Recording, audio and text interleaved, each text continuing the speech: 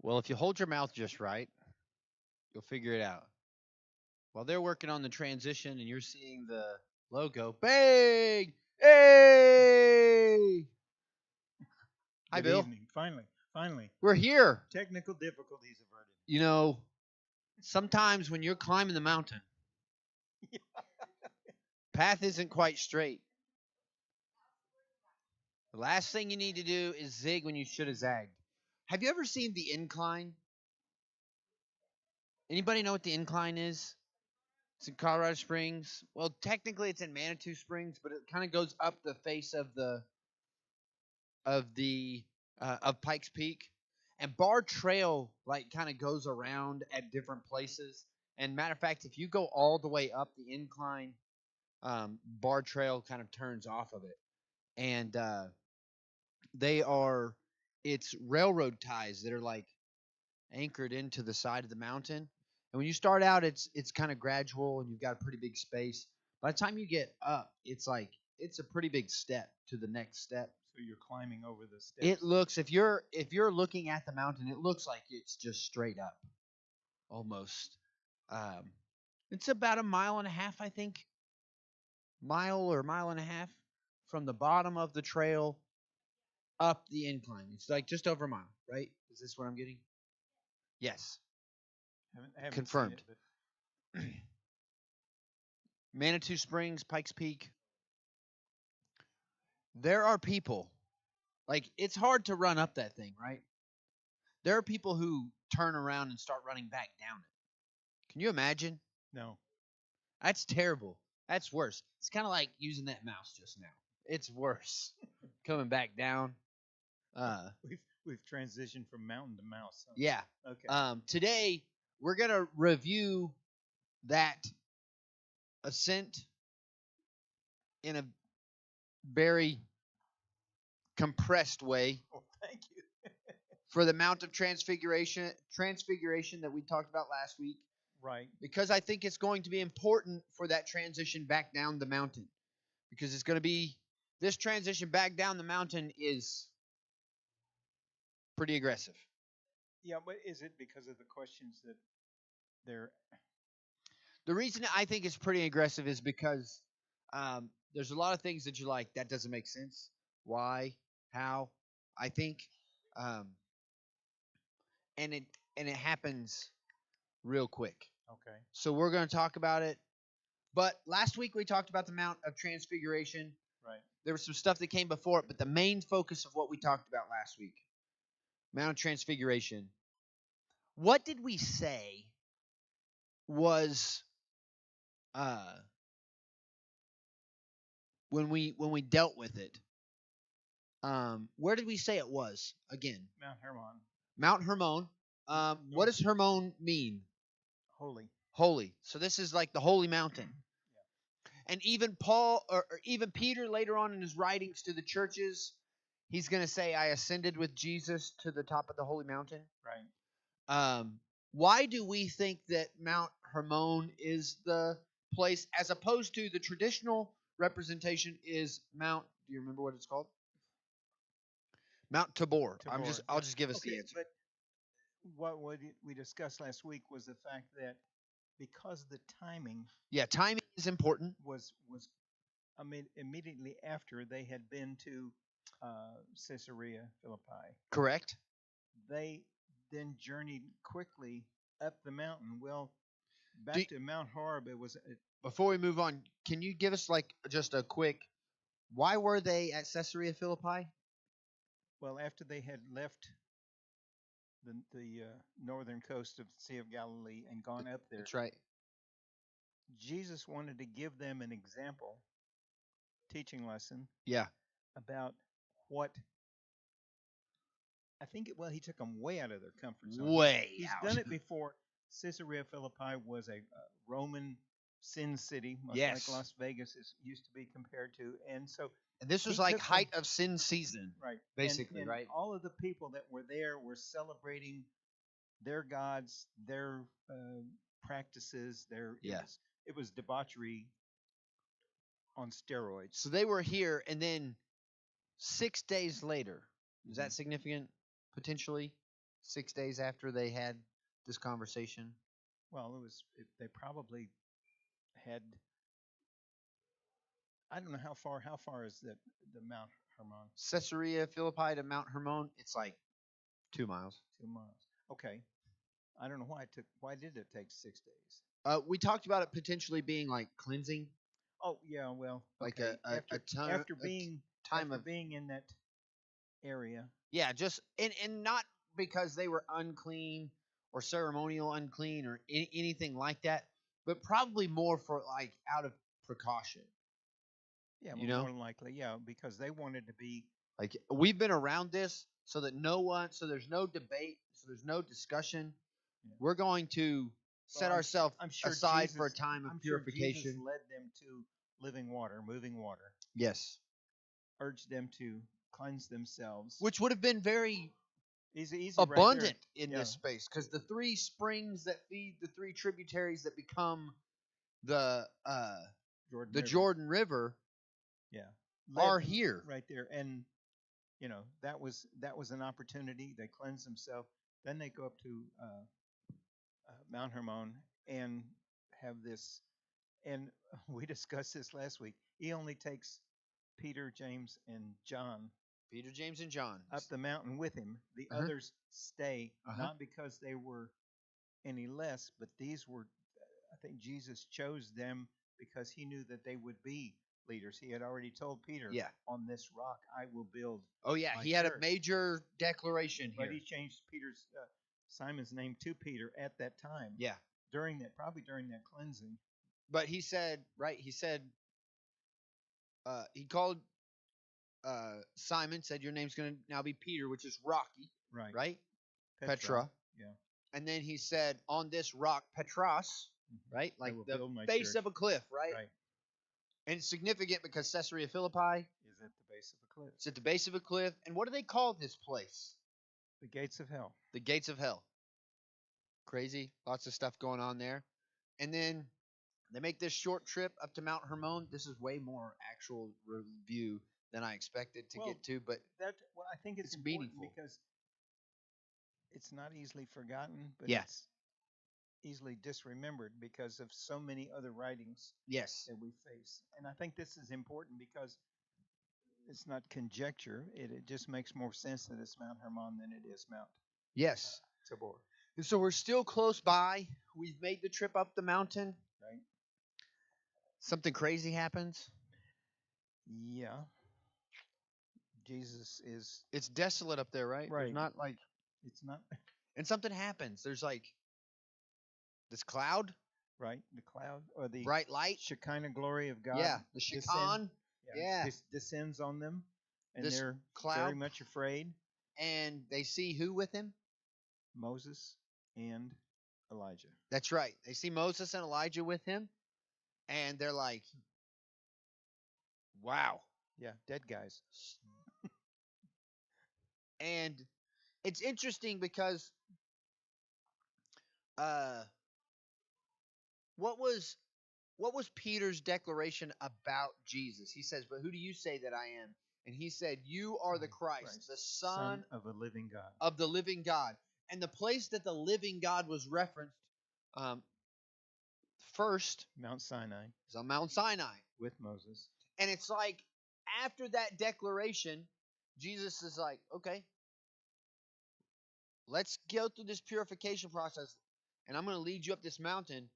And Deuteronomy 18, verse 15, Moses says that you're waiting for one who's like me. Right. A prophet like me to come. Now, Moses says this? Moses says this. I'll just flip it over there.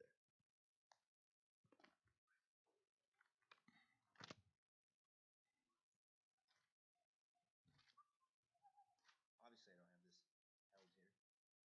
But there we go. The Lord your God will raise up for you a prophet like me from among you, from your brothers, and it is to him you shall listen. Didn't God say on the mountain, "This is my beloved Son, in whom I'm well pleased"? Right. Listen to him. Mm-hmm. And this is this connection. This is Moses saying. And so from this verse of scripture, from a prophet like Moses in Deuteronomy 18, that Moses makes this declaration, it is from this that we get a specific term in the Jewish community. What might it be? How might you say a second Moses? They are looking for someone with a specific title that they begin to use for him. Junior. Moses Junior. No, they had a more unique way of saying Moses Junior. It does start with an M, though. How many places in the Old Testament have you read Mini Moses? It does start with an M. Yes. A Messiah. They're looking for a Messiah. Yes. And she's not up here anymore because she's not up here anymore Yeah. because Mini Moses would get us in It's trouble. Yeah. yeah, Moses Jr. I like that. So they're pursuing after a Messiah, one who is like Moses. Yeah. And Moses led these three people up the mountain in the Shekinah of God, set on the mountain, and we see that story in Deuteronomy 5. And something happens.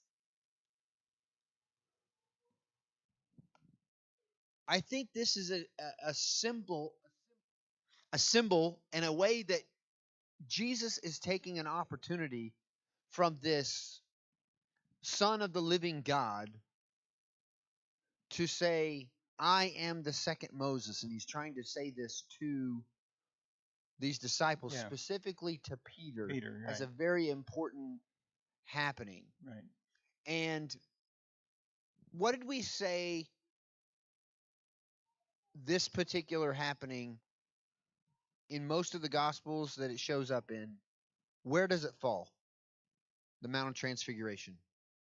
Where does it? It In the it falls in the middle of all of these. in the middle. Yeah. Of this gospel specifically, but in all Yeah. of the gospels at the same basic place. And what's going to happen? So, if if one of the Gospels is potentially a chiasm, and this is in the middle, what does it tell us? The middle of the chiasm is where the treasure is. Yes. Right. So It now means that this story is the point. Right. That's well. It's been leading up to this, and then And we look at this story and go, everything after is to point back to it. point back to it. Yeah. Everything before it points to it. Right. Everything after it points back to it. And this is the center, right? Mm-hmm. If this is the center, what's the center about? Because the story that we go, I don't know why it's there. This is pretty cool, though. Check it out. Well, Say what? MJ. Moses Jr. MJ. yeah. Well, at this point, his mission Yeah. changes. Yeah. Because after this, he's pointed directly at Jerusalem. Yeah. Whereas before, he has avoided Jerusalem Correct. very carefully. And he's been focused on doing what before now? Well, he's been focused on healing. He's been focused on leading. He's been focused on getting to the mamzers, the Yep. unsaved, the lost, and Yeah. stuff like that. And at this point, And with his disciples, what's been his only focus? just teaching. Teaching. I'm going to give you, and he's been like if we actually just read through, if you are so inclined to just start at Matthew chapter 3 or 4 and just read from there to here in Matthew 17, Yeah, all you see is healing. you're drinking from a fire hose if you're really just if you're chugging along, trying to dissect it. We've been doing it for 30, 40 weeks, right? Right.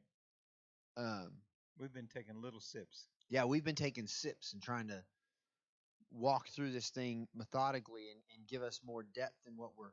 But if you how do you hold on to it?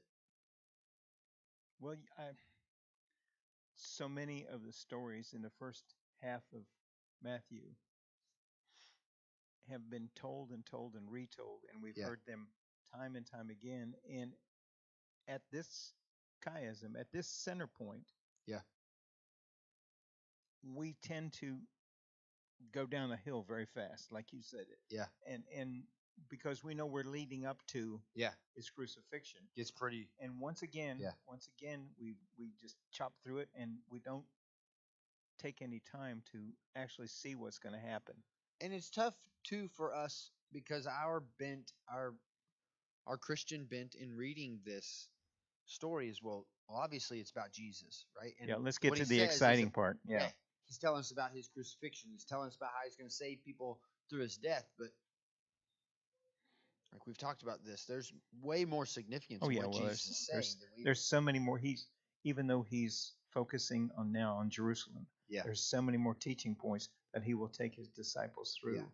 and he will take other people through it too. Isn't it incredible too that if the point of the chiasm is what's in the center, that in our modern culture, we just basically avoid this story because we don't know what. Like, We don't know why. Except for like what we've talked about over the last couple of weeks now. I think it's important. Jesus is demonstrating what? He's the second Moses. Right. He is the Messiah. Yeah. And so if we're portraying this to a Jewish audience and they're finding the center of this thing and they're chasing down the center, and the center is this story, and they chase down the story and they realize that its connection is with Mount Sinai, then it makes a lot more sense. Well, it does. Anybody that has studied or knows the Old Testament would see the comparison to it. We don't look at it that way in the Western world. When Moses is up on the mountain and getting the law, right? What happens? Is that where he builds the tabernacle or builds the tent of covering? He doesn't build the tent, no. Matter of fact, in Deuteronomy 5, it says that he's up there and the earth is shaking and they're scared to come up the mountain. And the people come and they say, you stay and you hear from him. We'll do whatever you say. Just don't make us go up there. Otherwise, we're going to die. Right. And well, that's what they'd been told. That not to get into the shadow of the cloud. You're going to die in the shadow of that. So cloud. Moses goes back up the mountain and they go back to their tents. Right. And Peter says, it's right for us to be here. Let's build tents. 3 tents. 3 tents. One for you, one for Moses, one for Elijah. We'll stay here forever. There's no reason for us to go anywhere else. We have everything that we need. We have the voice of God. We have the Son of the living God. We have these 2 prophets. Let's just stay here and build a life right here in this Shekinah, in the glory of God. Let us just stay here. And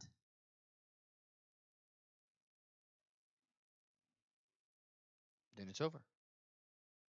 Well, that's what he hoped anyway. So when Moses is up on top of the mountain, goes back up the mountain, he's receiving the law from God. He's meeting with God face to face for the second time, basically. What's going on the bottom of the mountain? They're starting to rebel. Not a lot of good stuff going on, right? We're going to make our way down the mountain now. I just want us to so as we're making our way down the mountain, we're going to pick up the story in verse 9. We covered this. This is kind of where we ended last week. We're covering 2 verses that we finished up last week, but let's come down the mountain. Let's see what happens. Down the mountain, and Jesus charged them, saying, "Tell the vision to no man, until the Son of Man be risen again from the dead." And his disciples asked him, saying, "Why then say the scribes that Elijah must first come?" That sounds confusing.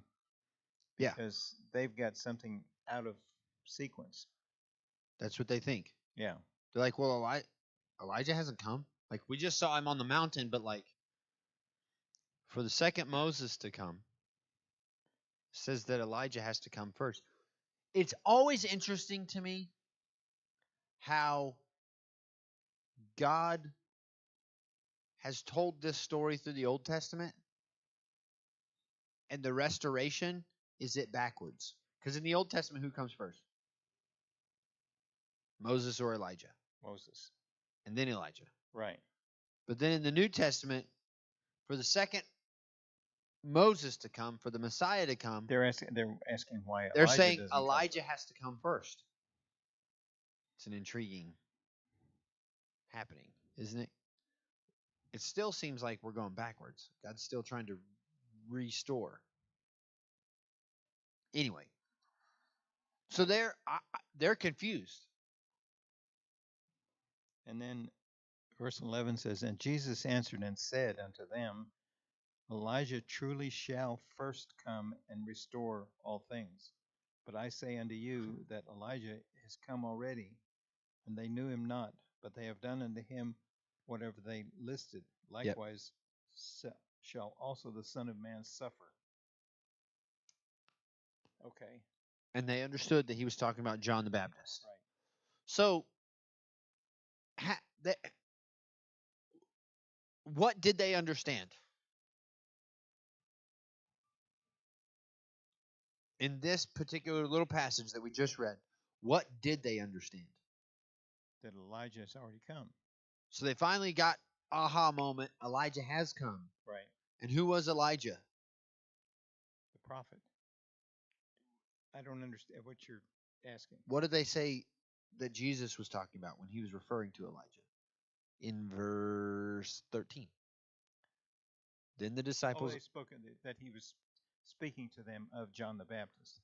So he was telling them about John the Baptist, that he was Elijah. He had already come. Okay, so they're comparing John the Baptist to Elijah. But it seems like in this, that their understanding skips over a very important piece to our life today.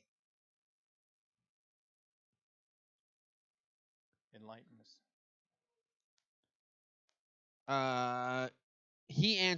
Jesus answered, Elijah does come, and he will restore all things. But I tell you that Elijah has already come, and they did not recognize him, but did to him whatever they pleased. So also the Son of Man will certainly suffer at their hands.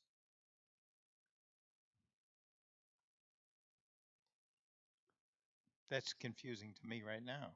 It feels as though they understand he's talking about John the Baptist. And he's telling them that the Son of Man, he, the Messiah, will also suffer.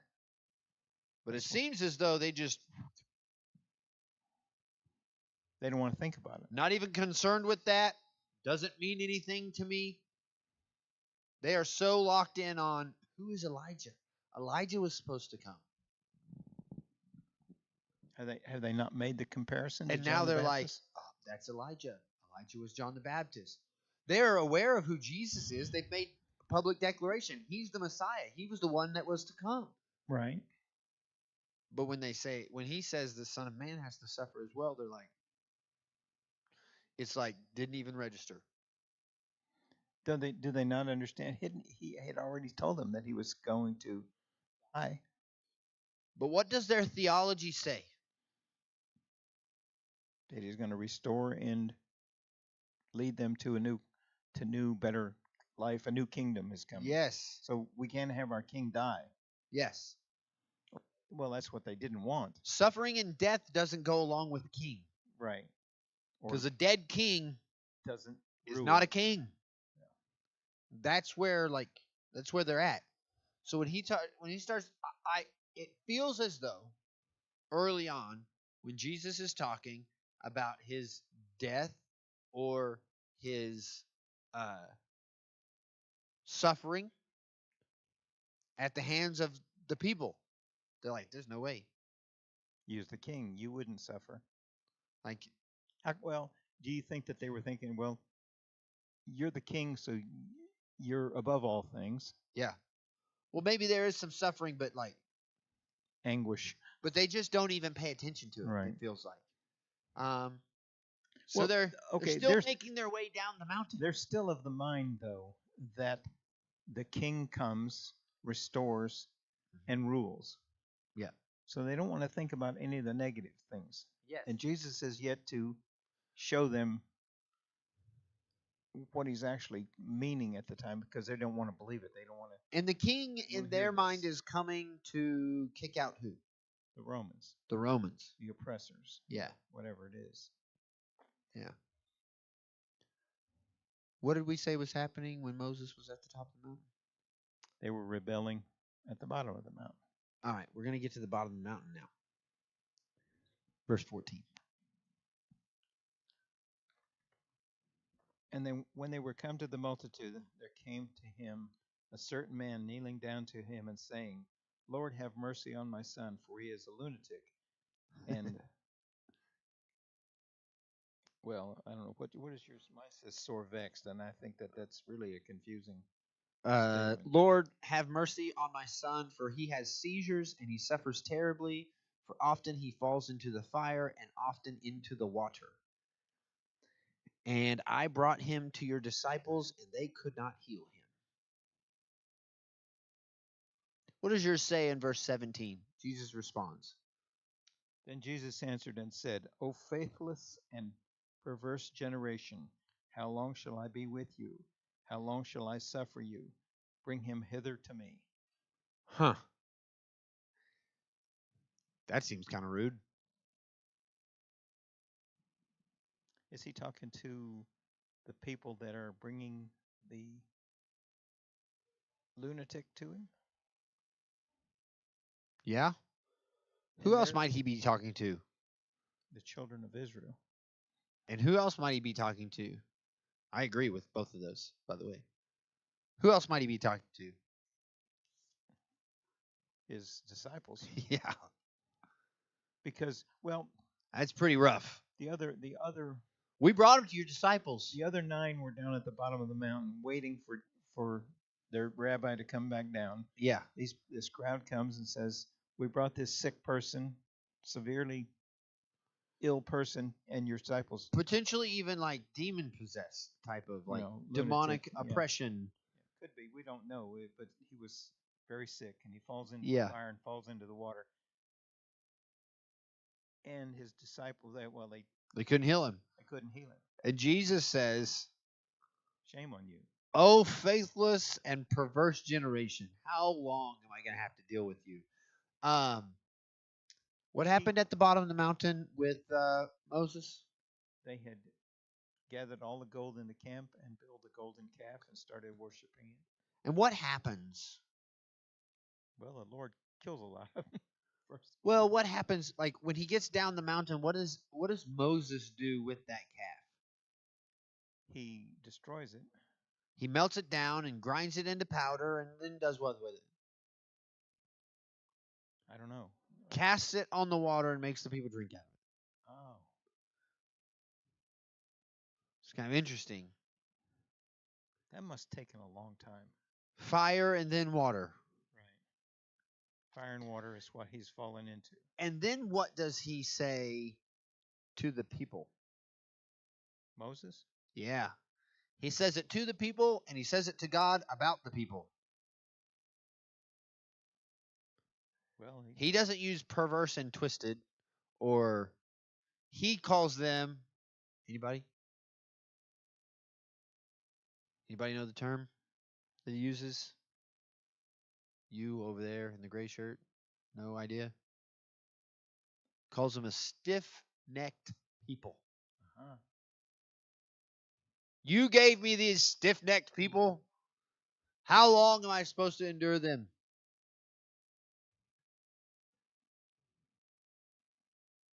Matter of fact, he even cries out to God and he says, if you don't go with me, I'm not going anywhere. And God says, well, I've got to, I can't stay, or I might kill them because they're stiff-necked people. Right. And Moses says, well, I'm not going anywhere unless your presence goes with me. He said, I'll be with you. That's what God says. And he led them through this process of repentance and restoration. Yeah. Was this the time that seems as though there's still a Sinai connection here? Didn't Moses throw down the tablets and break them at that point? Yeah, they'd already been broken. Yeah, they broke. He got down to the bottom, threw them down, broke them. Saw the celebration. Tore his robe. Yeah. melted down the. He said, "What have you done?"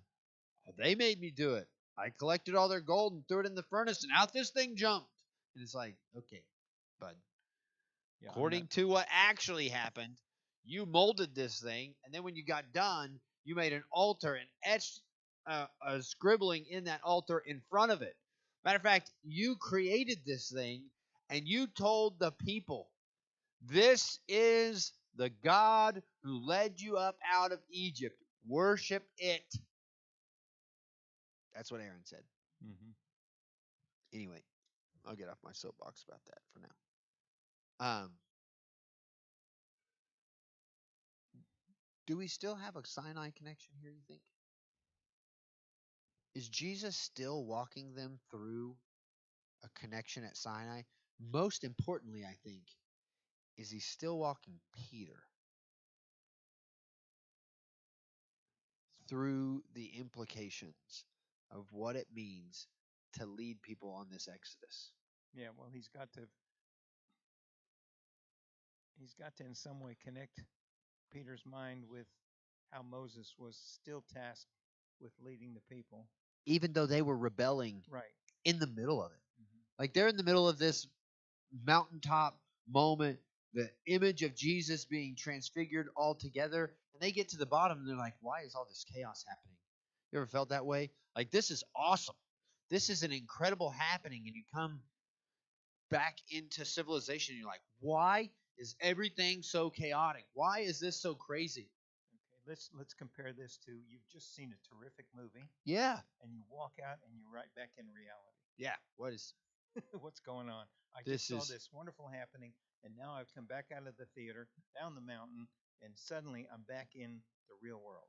Yeah. Go to a church camp or a Exactly. revival, Yeah. or anything, a retreat, and you get back and you're like, I don't know what's happening, but it feels like everything's falling apart right now. Why is this? It's because God is still enough. Mm-hmm. Like, this is Moses went through it, and this is where Jesus is. It's like he's still the communication of, like, even in the midst of all of this awesomeness that's happened, there's still going to be mess, but God's still enough. Right. So what does he do? After he chastises them with some pretty harsh language. Okay, verse 18, and Jesus rebuked the devil, and the devil departed out of the sick person. Yes. And the child was cured that very hour. Yep. Then came the disciples to Jesus and said, why could we not cast him out? Yeah. And Jesus said unto them, because of your unbelief. For verily I say unto you, if you have faith as a grain of mustard seed, you shall say unto this mountain, remove yourself to this place, and it will remove, and nothing shall be impossible unto you. However, this kind goeth not out but by prayer and by fasting. Yes. So he was teaching moment again, but he said that this is, yeah, all you need is this much faith, and you can do it if you stay with and it God. seems as though we're still in this, to me, we're still in this Sinai conversation. And it's like Jesus is telling them, well, the difference is, do you want to be one of those people who wait in their tent for the message secondhand and to believe based on the results? Or are you the one who's going to walk up the mountain and go into the thick darkness, or at least be under the cloud of the mountain and trust for the results? You know what I'm saying? Yeah, well, yeah. Moses risked his life to stay in the presence of God. Joshua risked his life to stay close to the presence of God. The rest of the people of Israel on Mount Sinai, they were afraid to die and went and hid in their tents and said, you go learn, you go stand face to face with God. And tell us and we'll do when what you come say. back, we will do everything that you say. Is that true? No, they didn't. Well, they didn't. They're they not didn't going even to. wait until he was gone. Basically, and they weren't even. They started to rebel. And they weren't even going to. Like, that's the reality of it. The thing is, most people, they are going to say, well, I need to hear it for myself. Well, that may be true for you, and that's all well and good, but I haven't seen it for myself, so I don't believe it. Well, that's still true in so many cases today. And the people who walk in faith and see God move and see God do things, they are walking in a way that says, I don't know, not sure, but I trust God. And that has to be enough sometimes. It just has to be enough sometimes. And that's what Jesus is saying. Like, prayer and fasting, or say it this way, a person works out his own salvation through fear and trembling. When a person fasts and prays and pursues the face of God, it's not some really amazing spiritual high moment. It is a hard, testing, pressing in. And most people pray and fast because it is just like, we're at a place where we need you, God. We need a breakthrough. We need something to break. We need something to change. Like, something has to be different. And we're not okay with how things are and how the world has imposed itself on this. And we're trusting God that His intention is something greater. It's just a little bit of faith. Enough faith to get out of your tent and get into the Shekinah.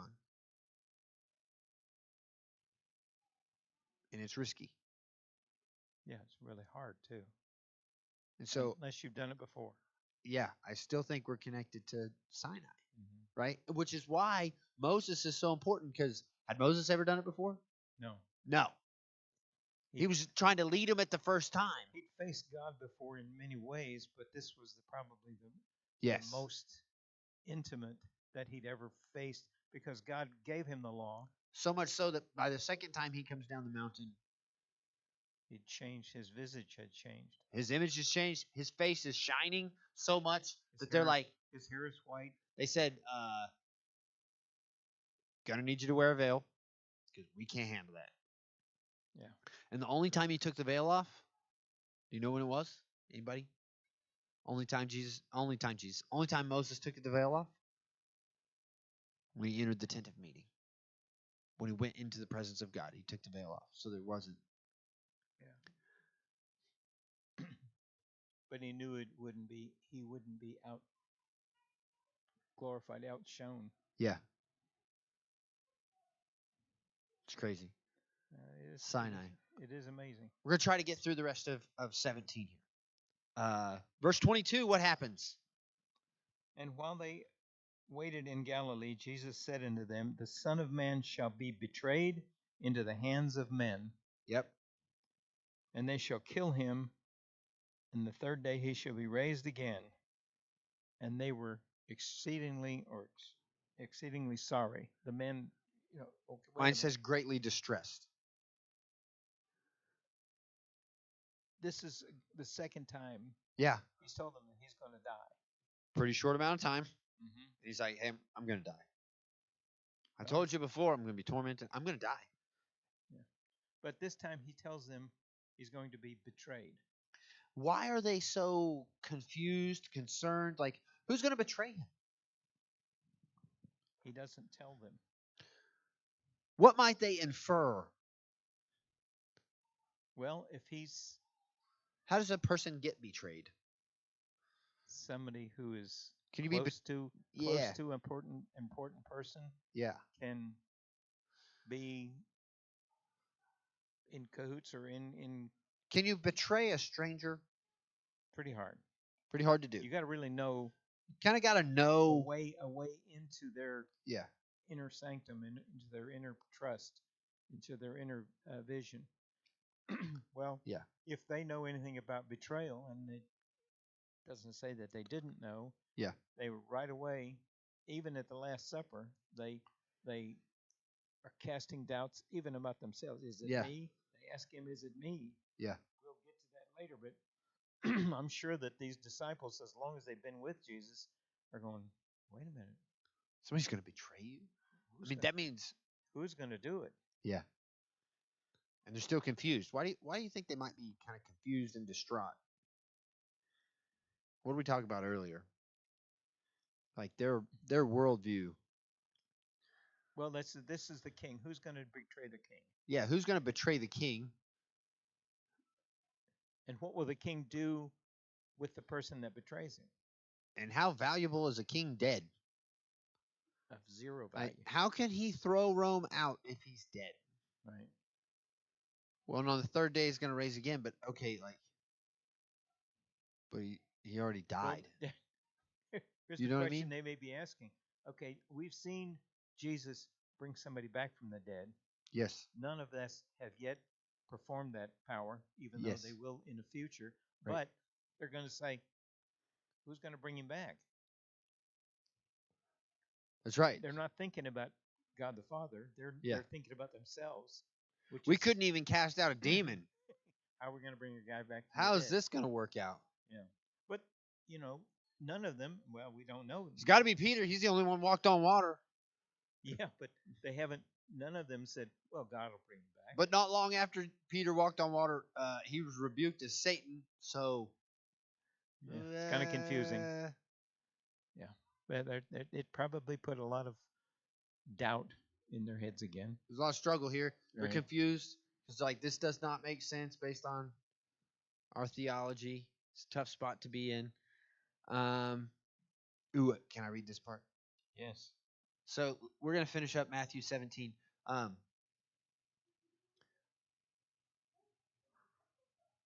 We haven't covered this much. But in these days, in this time that Jesus lived, the people of Israel, they have the most significant taxing / giving requirements. Like, you think it is election season right now, a couple weeks. Maybe some of you are going to see this. You're going to be like, it's not an election year. Okay, well, right now it is. Taxes, big deal, little deal. Big when it deal. comes to Yeah, elections, it's places part of the that you leave. part of the political mainstream right now is who's going to tax you more. And like, people choose where to live and relocate businesses and relocate homes based on taxation. Now, this is a first world problem because, like, if you're a third world person, like, how many people in Haiti are like actively relocating their family? But even Not many, worrying because they're not even worried about taxes because they don't make enough to pay taxes. So here we are in. Imagine yourself in ancient Israel. Not really ancient, but like first century Israel. Rome is occupying. Right. You have a commitment of. Oh, you're doing great. It's perfect. Okay. You have a commitment to God because you're a Hebrew of a 10% tithe. Right. And Caesar, because he's a god, requires a match of 10%. So now you're 20%. The income taxes and territorial taxes for the Roman citizens or Roman occupiers is 40 to 50%. So now you're at, say it's 50%. Now you're at 50 plus 20. Okay, but we're talking about the match to the giving is on top of, yes. So even if you're not Roman, you have to pay the 50%? Yes. So you're at 80%. So 50 plus 20 is 70. 70. And then Herod has this tribute building project. Yeah. Called the Temple Mount. It's going to make it amazing. in order to pay for it, he needs your money. 10%. Even though he's the richest man in the world. Yes. So, what are we at now? 90? 80? 80. Yeah. Anybody volunteering? 80%. That last 10% is called a temple tax. Okay? All right, here, let's get into this. Well, what is he saying? If you want a temple, you better pay for it? Yes. Temple tax is paid once a year. Out of what? A total of your yearly salary or yearly wages or yearly? I guess we'll find out right now. Okay. Verse 24. When they came to Capernaum, the collectors of the 2 drachma tax went up to Peter and said, "Does your teacher not pay the tax?"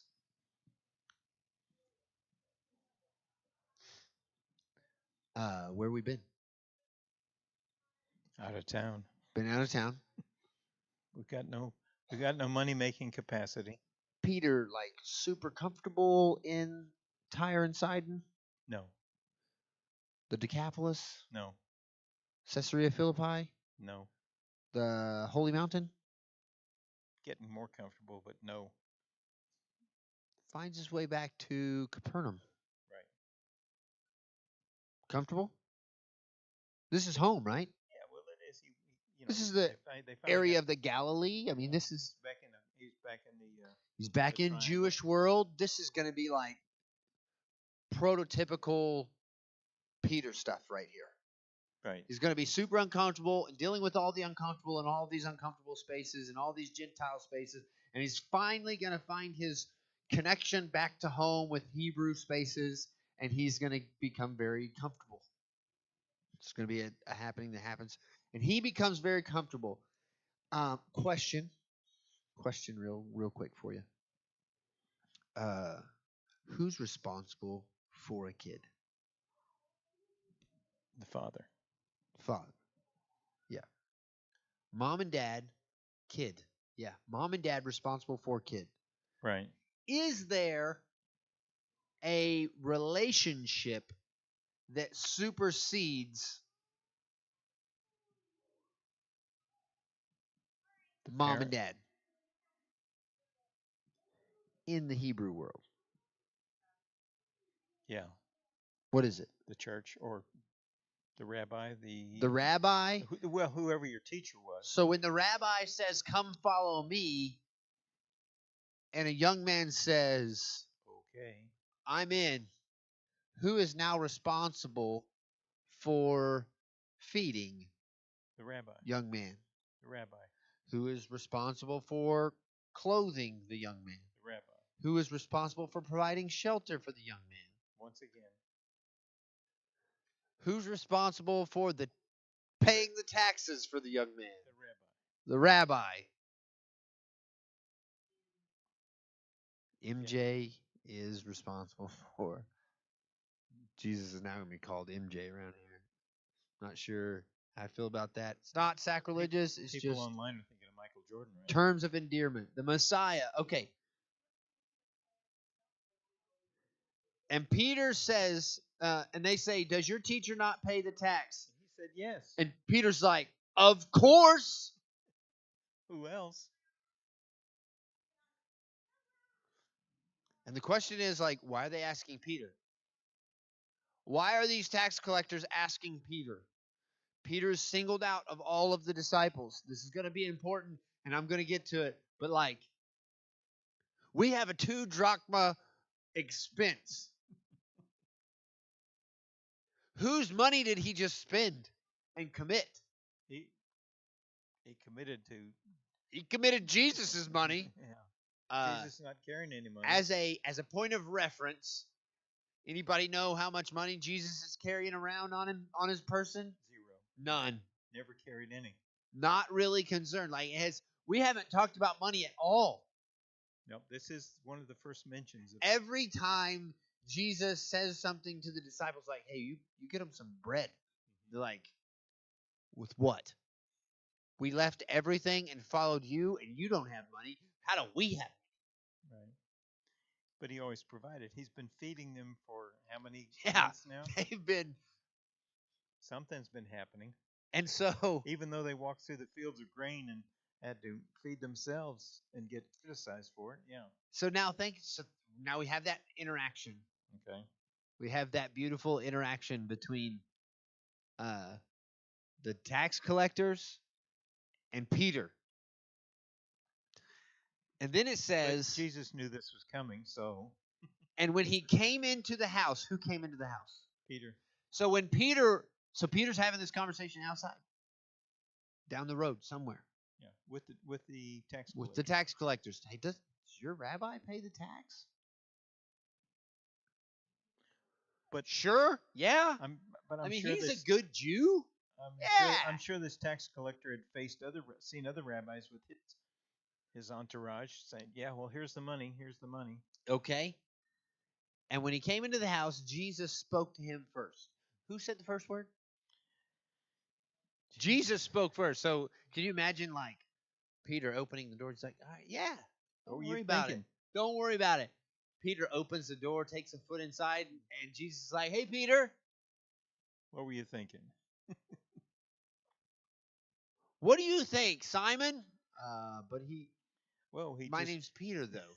he just called him Simon. Yeah. Hey, what do you think, Simon? From whom do the kings of the earth take toll or tax? From their sons or from others? I don't.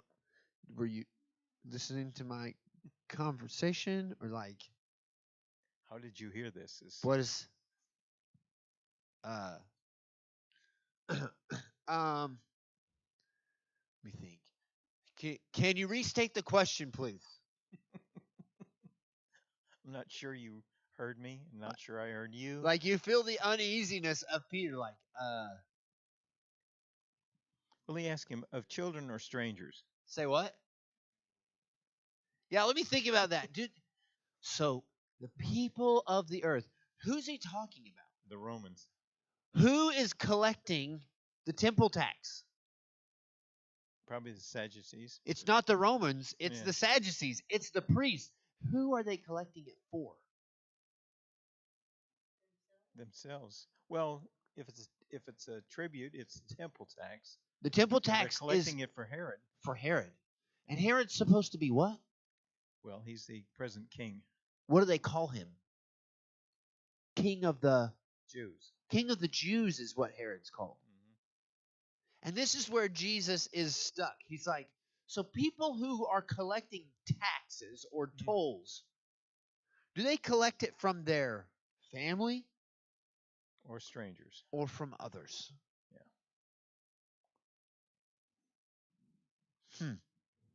Because Herod's supposed to be their family. He's adopted. Right. Herod is adopted by the entire population, yeah. And when he said from others, I almost want to read that as when he eventually said reluctantly from others, Jesus said to him, then the sons are free. And I'm sure Peter's getting a little nervous. He's like, but I just told them that you definitely pay the temple tax. Right? Isn't this how we feel? Jesus, like, Peter's like, what? What's happening? Yeah. Why is Jesus referencing this? I think there's a significance to it. Why do you think Jesus is referencing this? What, the freedom? The sons being free. The sons being free. Well, are you not free as a son of the king? Yeah. I'm the king. You've recognized me as the king, the Messiah. So are you not free? I'm not sure if the reference is for. Is there some Old Testament potentially law that might be involved here? Most likely. Tell us what it is. In the Old Testament, it was illegal. It was illegal. It was against the law of God to tax or to collect interest No usury, I know. from other people who are no, not sojourners, from their own people. Yeah. It was against the law of God Only travelers for paid a Jew to collect from Jews. to collect interest or a tax from other Jews. Here's why. Because in order to collect a tax, you have to count everybody.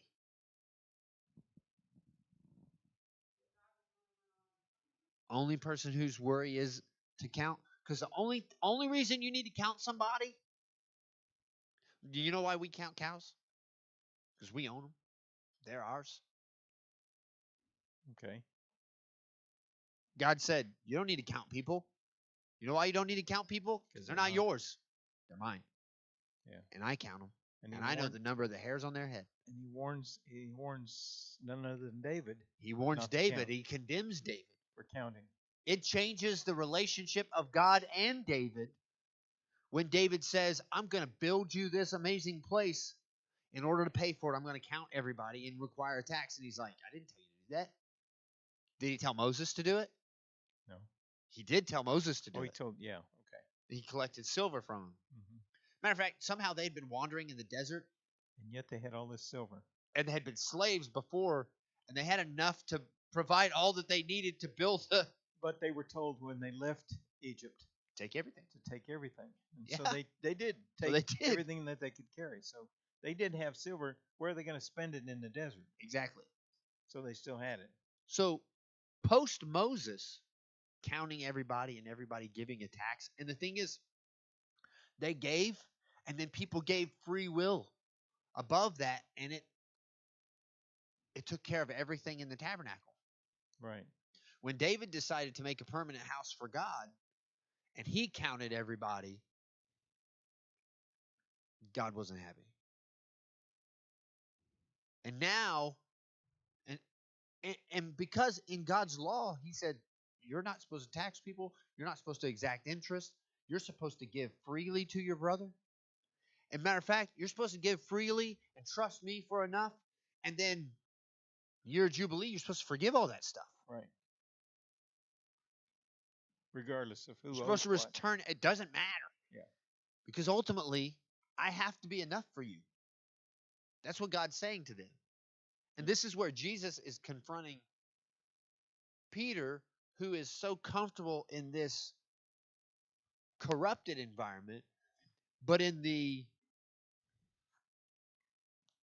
mess space, super uncomfortable. When Jesus confronts him, by saying the people or the children or the sojourners or the travelers, right away Peter had to know that he was incorrect because he knew the law. Yeah.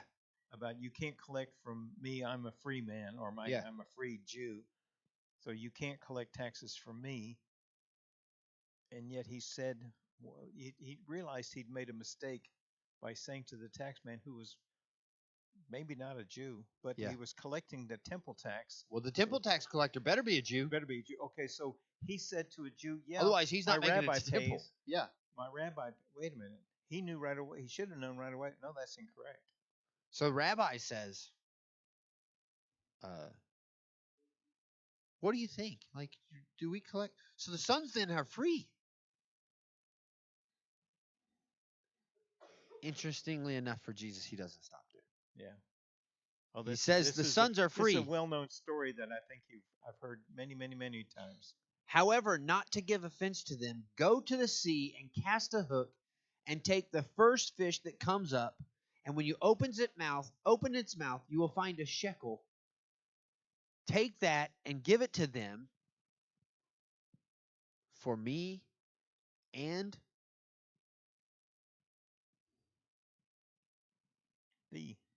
for yourself. Mm-hmm. So hold on just a second. Tax collectors, they're coming around. They're collecting the temple tax. How many people are in this Beidov or this? It's not Beidov.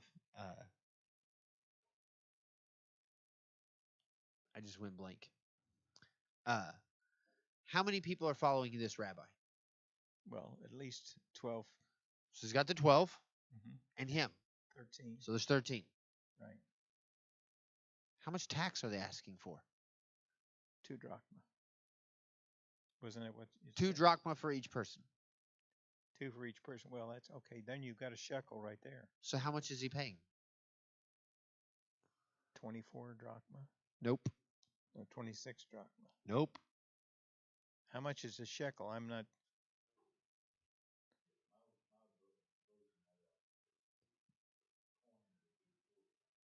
Four drachma. Okay.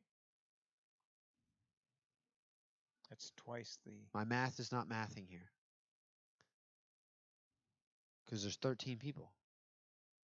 Why are they only asking for 2 temple taxes?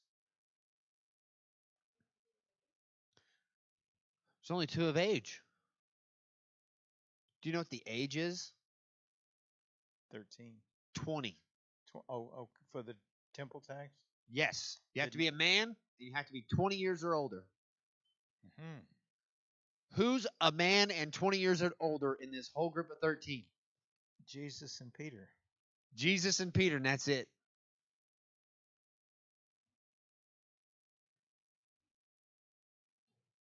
We've talked about this before. It's probably not online now because it's the audio wasn't working or something. But yeah, we've well, talked about this, but like real quick, we knew from the get go that Peter was the oldest. Yes. That James and John were maybe close to that age, but not yet of the 20 years. And the rest of them were just little kids or children that had flunked out of school. Yeah. Put it that way. And yet we don't talk about it in the Western learning because being not familiar with the hierarchy in a Jewish family or the education in a Jewish family. Yeah. These kids had flunked out of school and yet they were just hanging around. They were teenagers. They've been bar mitzvahed, Right. so they're more over 13. Over 13. But still not. By the time 20. we get to here, well, it's not been that long. It certainly hadn't been right. 2.5 years. By the time we get to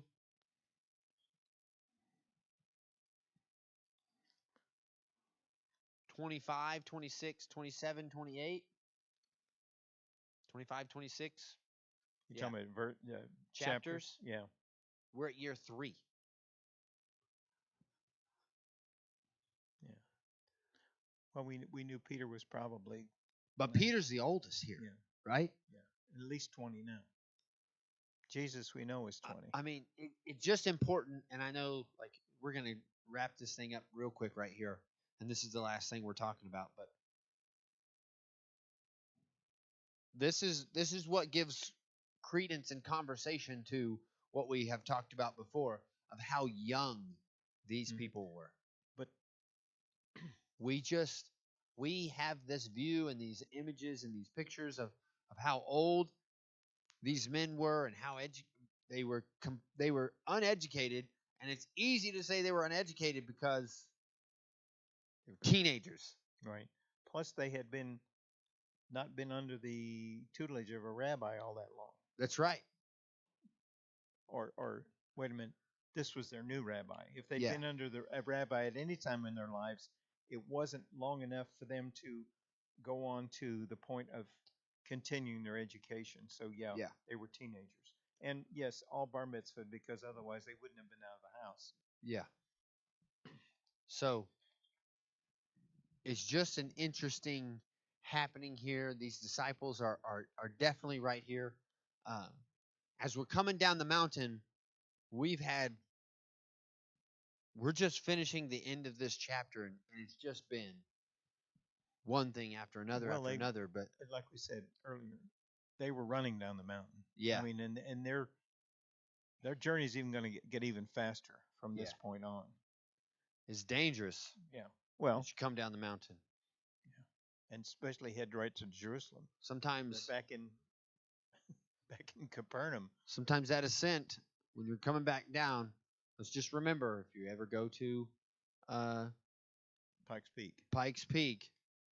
going up the incline is one thing. You might want to take Bar Trail, which is like 3.5 miles around. It's a whole lot easier hike to make it back down to the bottom. You turn around and start coming down. Like you've tried to walk down a steep hill. It gets kind of questionable. Well, some of us. But you start picking up steam, the eject button is painful. Mm-hmm. And so I'm just saying, like, this,